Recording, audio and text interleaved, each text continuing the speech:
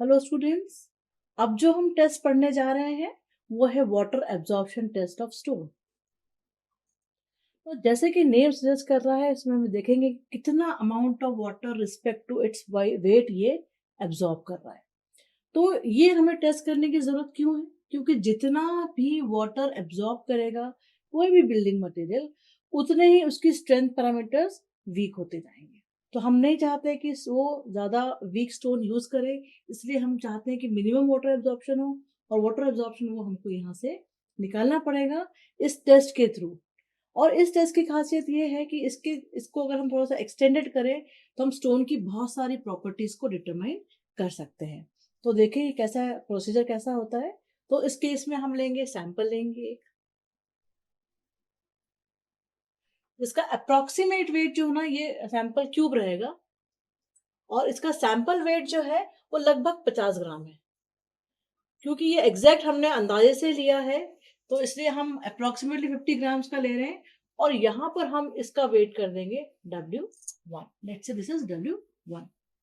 अब इसके बाद हम डिस्टिल्ड वाटर में प्लेस कर देंगे। तो रहेगा डिस्टिल्ड वाटर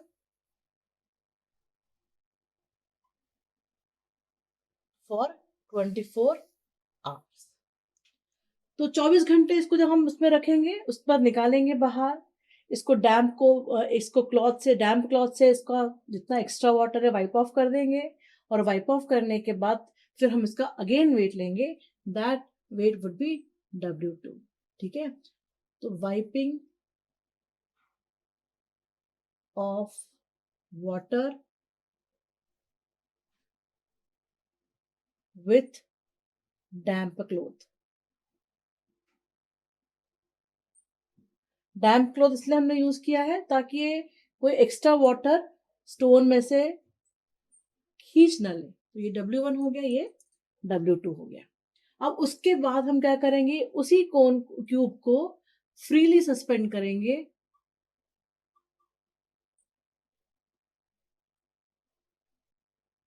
वाटर में। जब हम उसको फ्रीली सस्पेंड करेंगे वाटर में तो क्या हो जाएगा कि जो अब जो इसका वेट आ रहा है ये वेट कराएगा W3। इसको नोट कर लेंगे हम कि वाटर में फ्रीली सस्पेंड करने पे इसका वेट कितना आ रहा है। और एक स्टेप फर्दर और करेंगे।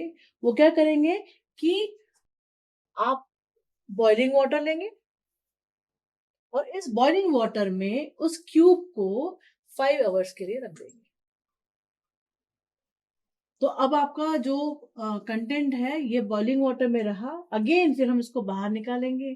इसका जो सरफेस वाटर है, एक्स्ट्रा वाटर है, उसको डैम्प क्लॉथ से रिमूव करेंगे। और यहाँ पर फिर इसका वेट रिकॉर्ड कर लेंगे W4।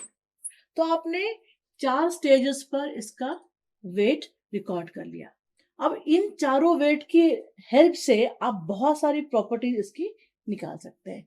तो क्या होगा, पहली प्रॉपर्टी देखते हैं, हम यहां से शुरू करते हैं। पहला प्रॉपर्टी है इसका कि percentage of water absorption. Percentage of water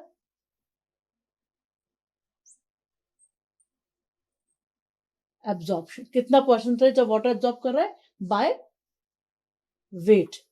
अगर बाय वेट निकालना है हमको तो क्या होगा इस केस में, हम लेंगे जो पानी जिसमें वेट वेट है वो ले लेंगे, उसमें से ओरिजिनल वेट को माइनस करेंगे और इसका रेशियो लेंगे ओरिजिनल वेट से इनटू 100 कर देंगे। तो ये percentage of water absorb by weight हमको आफ्टर 24 आवर्स हमको मिल जाएगा।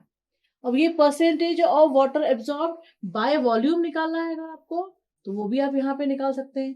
बाय वॉल्यूम निकालने के लिए क्या करना पड़ेगा आपको कि आप ये W2 माइनस W1 मतलब wet weight minus dry weight करेंगे और that has to be divided by W2 minus W3। W2 minus W3 आपको क्या फिगर दे रहा है, ये दे रहा है volume of water that has been displaced. तो इसके रेशियो में निकालेंगे तो आपको मिल जाएगा percentage of water absorbed by volume of water after 24 hours. ये कितने टाइम पीरियड के बाद है, आफ्टर 24 आवर्स। तो आपको मिल जाएगा ये, you will be able to determine percentage of water absorb. Now ये परसेंटेज ऑफ वाटर 5% से ज़्यादा नहीं होना चाहिए। कहीं-कहीं तो हम केवल डेसिमल्स में ही लेते हैं इसको, 1%, 2% ही प्रेफ़र करते हैं। जितना कम वाटर एब्ज़ॉर्प्शन होगा, उतना ही बेटर परफ़ॉर्मेंस उसका स्टोन का रहेगा। तो इसके अलावा भी हम दूसरी प्रॉपर्टीज़ मेज़र कर सकते हैं। लेट अस सी वो प्रॉपर्टी क्या है? तो दूसरी प्रॉपर्टी है, I will write over here, दूसरी प्रॉपर्टी हमारी है percentage of porosity by volume. तो हम लिख सकते हैं यहाँ पे परसेंटेज ऑफ पोरोसिटी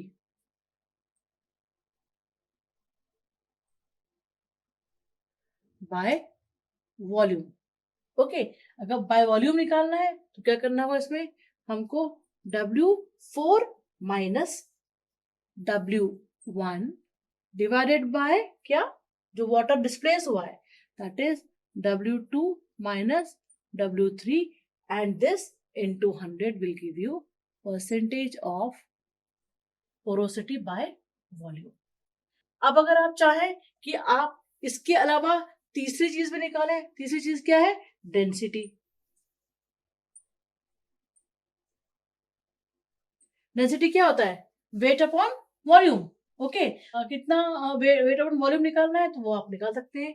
क्या हो जाएगा इसमें? That is W1, that is original weight, divided by W2 minus W3 into sorry, इसमें कोई इंटू नहीं करेंगे हम, तो ये मिल जाएगा आपको डेंसिटी ऑफ, जिसको हम एक्सप्रेस कर सकते हैं यूनिट को कन्वर्ट करके केजी पर मीटर क्यूब में।